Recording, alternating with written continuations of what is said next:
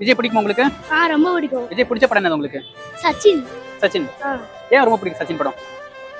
அதுல அவருடைய பாட்டு, அவருடைய ஸ்டைலு, அது எல்லாமே எங்களுக்கு பிடிக்கும். இப்ப அவர் சினிமா விட்டு போறாருல்ல, உங்களுக்கு வலிக்குதா? ஆமா, அவரை திரும்பி தியேட்டர்ல பார்க்க முடியாது அப்படின்னு இருக்கு. ஆனா இந்த நாட்டுல அவர் வந்தாதான் ஒரு முடிவு இருக்கு. அதனால இவர் சினிமாவும் நடிக்கணும் தான் ஆசையா இருக்கு, அரசியலுக்கும் வரணும் தான். விஜய் வந்து சினிமா விட்டு போறாருல்ல, இப்படி வலிக்குது உங்களுக்கு? 33 வருஷமா சினிமா துறையில அவர் படாத அவமானங்களே கிடையாது.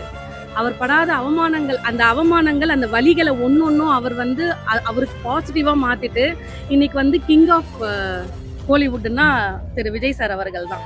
ஸோ விஜய் சார் போறதுன்றது மனசு வந்து நமக்கு வந்து வலிக்குதான். ஆனா எனக்கு என்ன ஒரு பாசிட்டிவ்னா, ஒரு என்டர்டெயின்மெண்ட்டும் பண்ணாம மக்களுக்கு சர்வ் பண்ண வராரு. ஸோ அதை நினைக்கும் பொழுது எனக்கு வந்து ரொம்ப சந்தோஷம்தான். விஜய் வந்து சினிமா விட்டு போறாருல்ல, எவ்வளவு வருத்தமா இருக்கும் உங்களுக்கு? எவ்வளோ வருத்தமாகனா அதை சொல்ல முடியாது. இப்போ அவ்வளோ கஷ்டப்படுறோம். வருஷத்துல தீபாவளி பொங்கல்னாலே எங்கள் தளபதி தான்.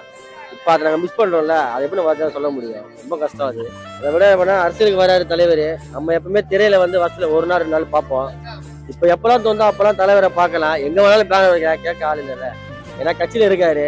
இப்படியே அடுத்த வருஷம் நம்ம தான் 2026 நம்ம தான் கன்ஃபார்ம் தெரியும். விஜய் வந்து சினிமா விட்டு போறாருல்ல, எவ்வளவு வருத்தமா இருக்கும் உங்களுக்கு? விஜய் என்ன சினிமா விட்டு போறது ரொம்ப கஷ்டமா இருக்கு. திருப்பி அவரை படத்துல பார்க்க முடியாதுன்ற எதிர்பார்ப்பு அதிகமா இருக்கு. எனக்கு தெரிஞ்சு அது நம்மளுக்கோசம் தான் அவர் சினிமா விட்டு போறாருன்றதும் தெரியுது. இந்த மாதிரி குழந்தைங்களுக்கோசம் விட்டு போறாருன்ற எதுவும் தெரியுது.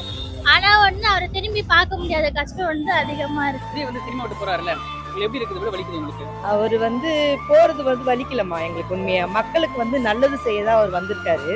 33 வருஷமா அவர் உழைச்சிருக்கிறாரு சினிமாக்காகவும். இந்த மக்களுக்கு என்ன தேவையோ எல்லாமே படத்துல வந்து காமிச்சிட்டாங்க.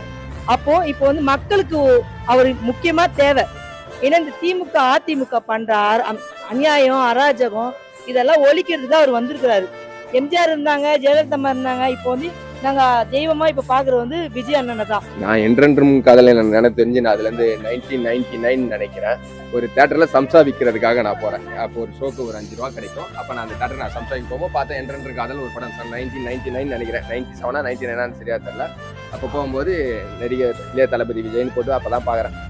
அதுக்கப்புறம் அதுல இருந்து என்னுடைய ஃபர்ஸ்ட் சம்பளத்துல இருந்து உருவானது அந்த மனுஷனும் ரத்தமும் சபையும் கலந்தது. எங்களுடைய உணர்வு